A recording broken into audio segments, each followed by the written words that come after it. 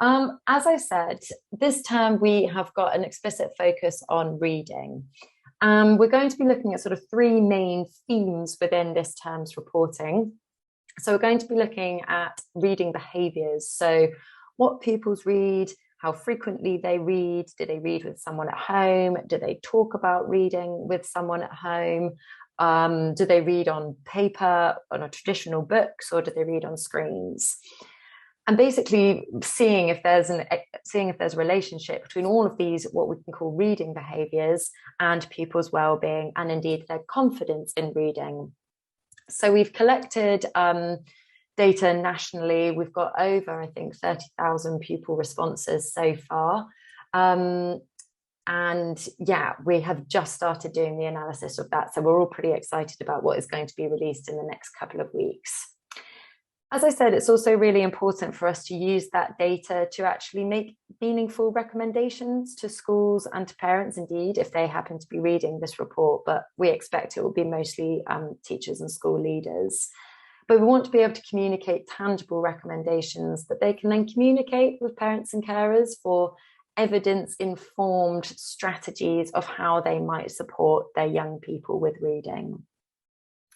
And we'll also include a case study or a couple of case studies on what reading well can look like. So whilst the main focus of this report will be on the interaction of reading and well-being and anxiety, we also want to look at a bit more academic side of reading, and perhaps if there's a relationship between explicitly teaching different reading skills like phonics or inference or reading speed, etc., and the relationship that that might have with reading ability and indeed with well-being. So whilst the next couple of slides I'll show you are very preliminary findings, I've just put some example things that we hope to be able to say in this report. So for example, pupils that had higher well-being read more fiction than non-fiction.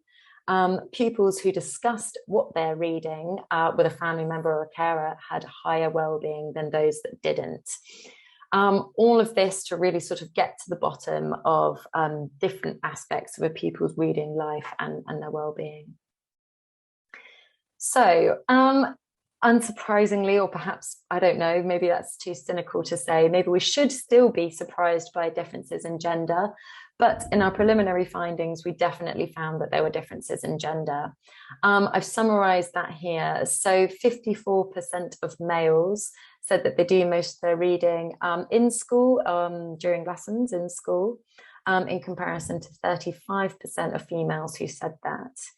And what I found particularly striking was their reported enjoyment of reading. So 42% of females said they enjoyed reading very much, versus only 26% of males that said they enjoyed reading very much. And on the other end of the spectrum, 15% of female people said they didn't enjoy reading at all, in comparison to 25% of male pupils who said that they didn't enjoy reading at all. So yeah, I mean, the narratives have been there. There's so much discourse about trying to engage males or boys with reading more than females. And yeah, these preliminary findings seem to reinforce those.